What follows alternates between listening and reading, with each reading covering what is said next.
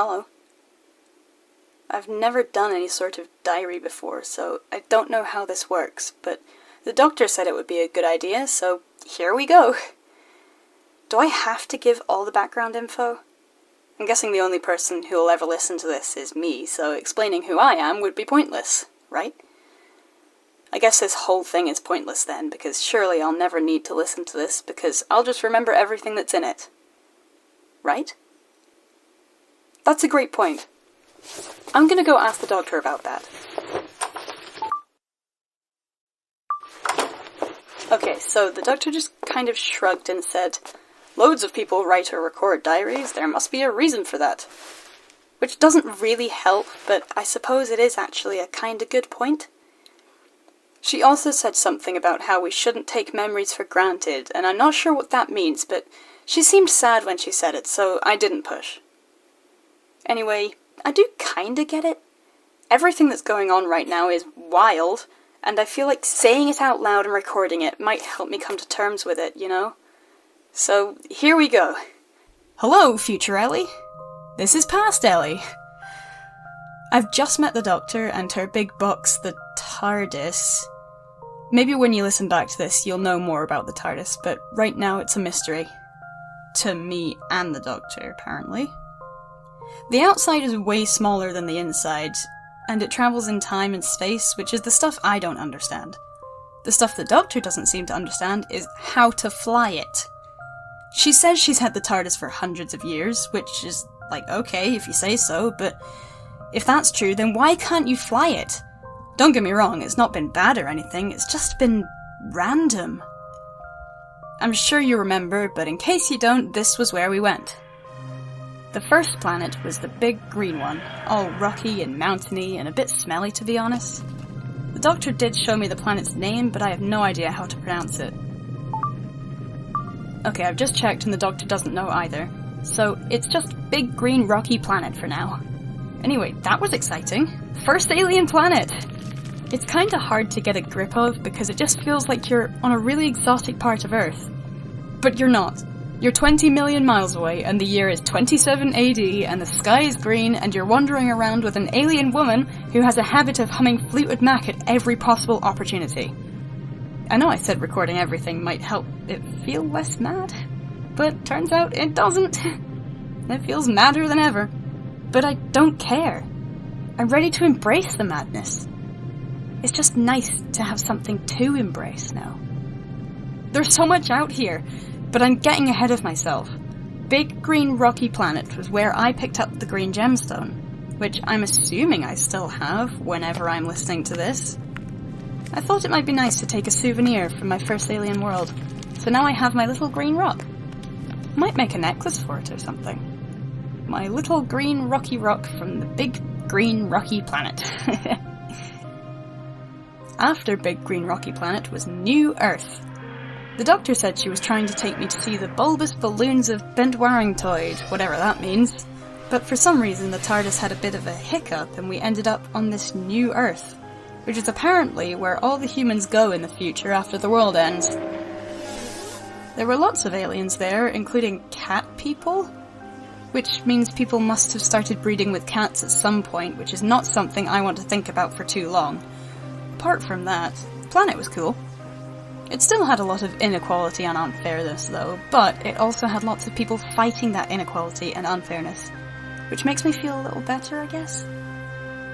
Like, awful people have always existed, and will always continue to exist, but it's good to know they never win. The fight against injustice never ends. It's not something that can be defeated forever in a big epic battle.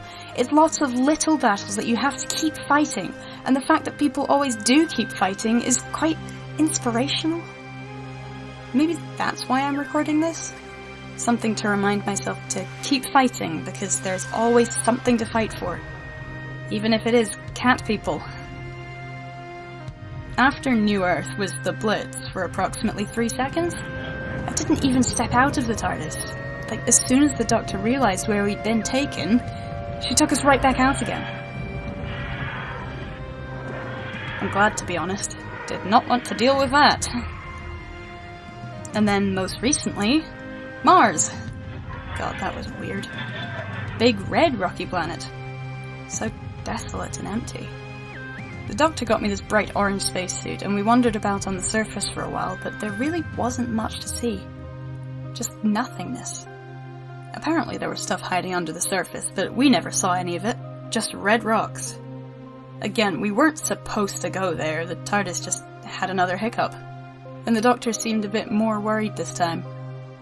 I guess 1 or 2 hiccups is normal, but 3 is when things get serious. She spent ages circling around the outside of the TARDIS, the police box bit, trying to see if something had gone wrong. The gravity is a bit weaker on Mars, so she used a little rock as a boost to jump up onto the roof and have a poke around the lamp. She eventually announced the bulb would probably need changing soon, but there was nothing seriously wrong with it. Definitely not anything that would explain the hiccups. Then she glided back down to the ground and I asked if I could have a go. So we spent the next while climbing up the TARDIS and floating back down again. I asked why the gravity was so different to Earth's, and she said it was because Mars was smaller. As if that was going to make me understand. But it was fun. Really fun. At least it was until just before we left, when she did one last scan of the surface with her screwdriver, and still found nothing. She seemed really properly concerned. Part of me is starting to wonder if she has any idea what she's doing at all. Like, she's zany and fun and everything, but she can be a bit too light-hearted and carefree at times. Like, what if she actually can't get me home? I don't know if I even want to go home, but I like having the option, you know? Before we took off again, looking out at that Martian landscape, it just felt so empty. I don't want to spend the rest of my life on desolate rocks. Then again, sometimes home does just feel like a desolate rock. Future me listening to this, you'll know if things worked out in the end. Fingers crossed. That's us up to date now. We'll report back when more stuff happens. Apparently, we're going to see the Crab Nebula next. Cannot wait to meet some space crabs.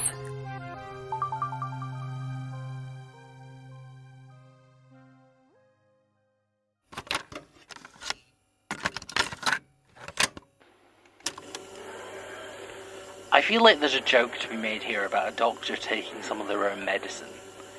Ellie seems to be enjoying their diary, and if there's ever a bandwagon that's within my jumping distance, you best bet I'm going to have a spring in my step. What is going on with the TARDIS? That's why I'm recording this. My big old brain is so full of stuff.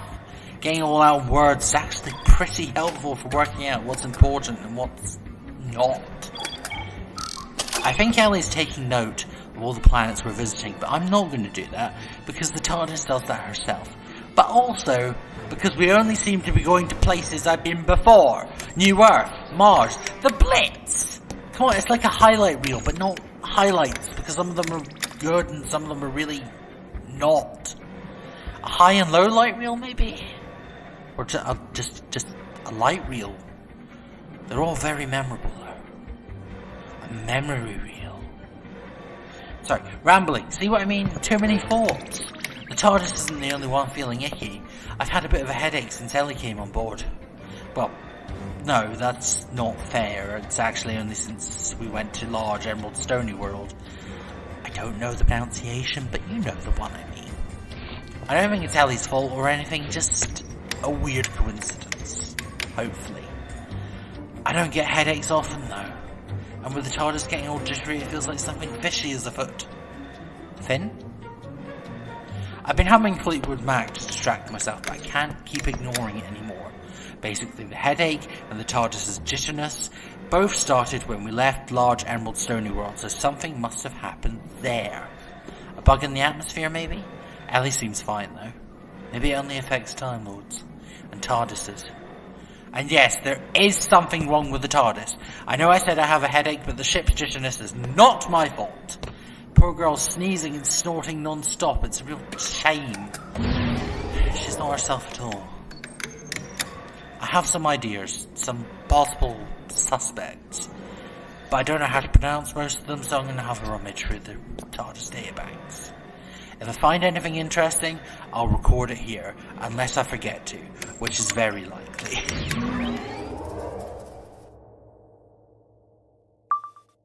We didn't go to the Crab Nebula. The Doctor tried, she really tried, but we ended up at the London Frost Fair in 18-something. That was fun. They had elephants on the ice. Did not think that would work, but there you go. Then she tried again, and we ended up at the Ood Sphere. Ood! Adore the Ood! Their mouths are so weird, like spaghetti, but they're so sweet. Although, the Doctor told me about their history, and it's genuinely horrifying. Pretty much non-stop slavery and abuse for their whole lives. Again, the universe seems to be full of awful, awful people. But they seem so happy now. Good coming out of bad. That seems to just be how things work, no matter where you go. Again, I'm happy that the good people win in the end, but the fact that bad has to exist at all is getting kind of exhausting. I think the Doctor's given up on the Crab Nebula for now. She also just clarified that it doesn't actually have any crabs in it, which is weird. At least, not at the time she was aiming for. If she ever tries again, I'll ask her to aim for crab season. We ended up in Perivale. Perivale? I was aiming for dinosaurs. Ellie wanted to see crabs for some reason, so I thought I'd go one better. But apparently the TARDIS fancied Perivale. Ace wasn't around, but I thought she and Ellie would get on like a Gabriel chase on fire. So I tried to find her. But, of course, the TARDIS took us to Forest Beta instead. Not somewhere I have fond memories of. What is going on? We went to Perivale, which is a bit of London, which just reminded me of home and made me miserable. But the Doctor said she had a friend who I'd absolutely love, and she'd take me to meet her, but surprise, surprise, the TARDIS didn't go where it was supposed to, and we ended up on this planet with a pink sky. It was a bit garish, but I kinda liked it. But the Doctor just looked sad. She said something bad happened there, and we left pretty quickly. We had landed in the water, though, so we had to sit and dry off for a bit.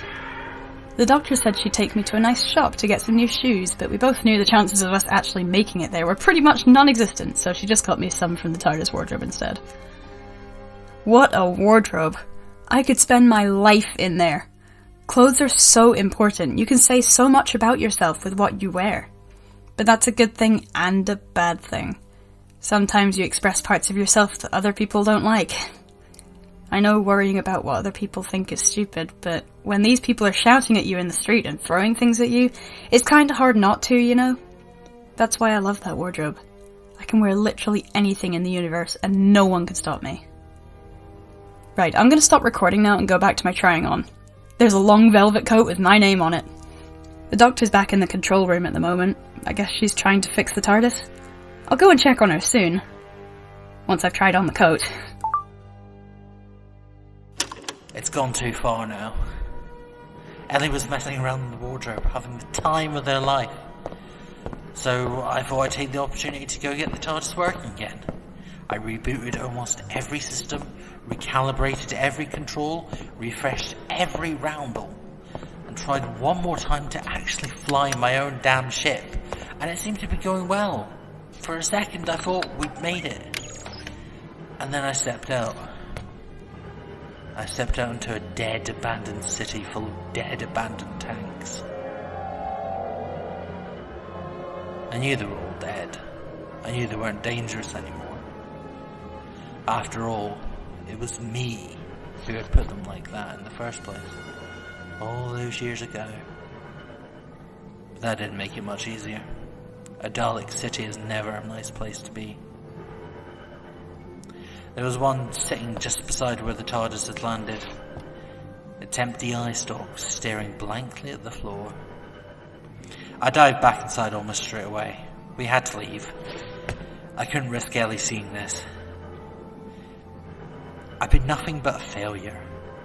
I haven't done anything right since they came on board. If they walked outside now into that desolate shell of a world and saw a Dalek and asked the innocent question of what it was, how am I supposed to explain that? I'm not going to. Not yet. I know I'll have to. Someday. But not now. Not yet.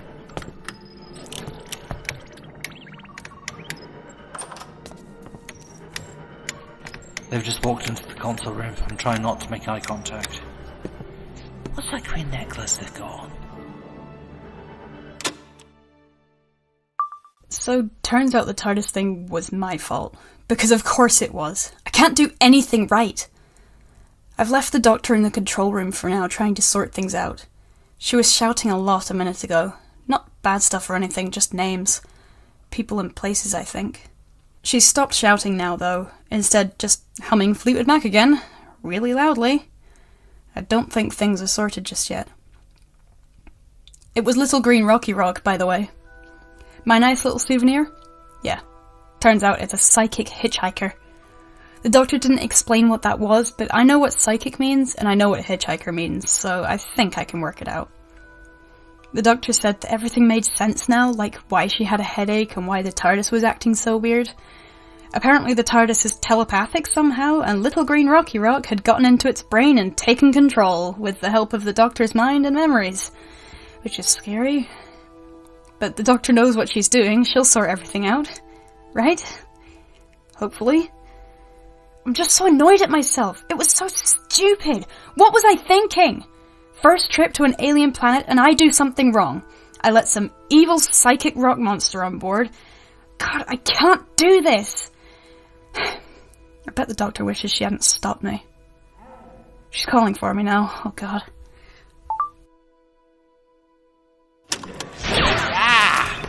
Right, so, first of all, thank Lungbarrow I've got this tape recorder. I want to make sure I get a record of everything that's going on right now because it is so bizarre. So thank you, tape recorder. You're welcome. No, don't do that, please. Anyway, crisis. Ellie picked up a little green gem on Large Emerald Stony World and took it with them as a souvenir, which I thought was fine. Harmless. Guess what? Not harmless. Psychic hitchhiker, who'd have thought? That's why I have the headache, why the TARDIS went funky. The little psychic hitchhiker has been digging around in my brain and in the TARDIS telepathic circuits trying to get us to... Well, I don't know why it's digging, but by jingo it's digging. And now I've become aware of it, and it knows I've become aware of it because, you know, in my brain and all, so it's getting scared and it's fighting back. So now my brain has become a bit of a swirly mess, hence the rambling. I'm too busy fighting off a psychic attack from a rock to worry about my loquaciousness. Oh, it's really digging now. Before I was just doing surface level stuff. Stuff I could remember clearly, like New Earth and Nude. But now it's really going for the deep cuts. Sensorites, Menoptera, the terrible Zodin, Mrs. Whipsy, Faction Paradox, the Trots. Why does it want to know about the Trots? It's looking at places now. Gallifrey, Scaro, Androzani Major, Helicon Prime, Androzani Minor, Woman Web, Tara, Florana, Berwick upon Tweed. It wants to know everything. It wants to go everywhere. It wants to go everywhere. It's looking at beautiful things now. The death of a star. The birth of the universe. Nanogene saving the day. Me carrying a loved one over an exploding landscape. A loved one carrying me over an exploding landscape.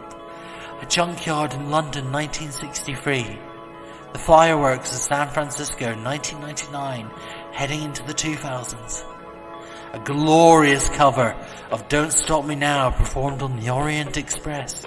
In space! It wants to go everywhere. Ellie! No, sorry, didn't mean to shout at you. I meant to shout at Ellie. I've got to tell them about this. Can you hear me calling out your name? You know that I'm falling and I don't know what to say. I'll speak a little louder, I'll even shout. You know that I'm proud and I can't get the words out. So, I was wrong about Little Green Rocky Rock. Again. I'm wrong about a lot of things. But I'm kinda glad I was wrong about this one. Little Green Rocky Rock was like me. Little Green Rocky Rock wanted to be free, to escape its normal life. But while I wanted to leave life altogether, Little Green Rocky Rock didn't. Little Green Rocky Rock knew exactly where it wanted to go. Everywhere. That's the thing, the TARDIS was behaving weirdly, but nothing actually bad was happening. We were just going places. Places the Doctor remembered as being significant somehow. Little Green Rocky Rock never flew us straight into a sun or anything. Just to places it thought would be interesting. It just wanted to see the universe. But apparently psychic hitchhikers can't do that very easily, because they have to hitchhike, obviously. And if they get stuck on a planet that doesn't get regular visitors, like Big Green Rocky Planet, then you're kinda stuck. That's why it got so excited when we showed up. The Doctor says they've reached an agreement. She's built a small nook for Little Green Rocky Rock on the TARDIS console, where it can sit safe and snug. That way, whenever we land somewhere, it can float around inside the TARDIS's mind or in the Doctor's and experience whatever we experience along with us. It's a shame it can't directly interact with anything, but apparently that's just something psychic rocks have to accept. It floated into my head for a moment too, and it felt weirdly nice. I don't know how to describe it, it was just this nice warm presence, like having a soft hot water bottle inside my skull. At first, it just kind of rested on the edge of my mind, asking if it was okay to go any further, and when I said it could, it started to swirl around everywhere. Recording this stuff is so hard, because I can't just describe what happened, because nothing happened, just a bunch of weird feelings and impulses in my head. All I knew is that this thing was scared, and it wanted to say sorry, and that it wanted to see the universe just like me. No, it wanted me to see the universe. Then the TARDIS landed, and we were on a spaceship for tourists visiting the Crab Nebula. And yes, the tourists were all crabs. I cried. But you remember that. I keep forgetting that I'm just recording this for myself. Maybe I should publish this when I get back to Earth. Like I'm ever going back to Earth. Maybe one day. But I'm going everywhere else first. Which reminds me, I need to add some Fleetwood Mac to my new playlist. The Doctor stopped humming it all the time, instead she just blasts it through the TARDIS's console. Apparently, Little Green Rocky Rock likes it. I like it too. I like all of this. That feels so good to say. See you next time. I can't wait.